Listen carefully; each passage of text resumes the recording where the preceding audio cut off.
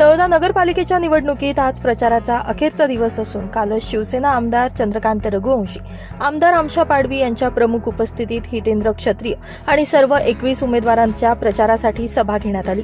तळोदा शहरातील राजकीय रणधुमाळीत शिवसेनेकडून उपमुख्यमंत्री एकनाथ शिंदे यांच्या जाहीर सभेनंतर भाजपचे नगराध्यक्ष पदाचे उमेदवार जितेंद्र सूर्यवंशी यांच्यासह सर्व नगरसेवकांच्या प्रचारासाठी भाजपचे संकटमोचन राज्याचे मंत्री गिरीश महाजन यांची सभा, तर राष्ट्रवादी काँग्रेस पक्षाकडून राज्याचे क्रीडा मंत्री तसेच जिल्ह्याचे पालकमंत्री माणिकराव कोकाटे यांनी देखील भाग्यश्री चौधरी यांच्यासह नगरसेवक उमेदवारांसाठी सभा घेतली।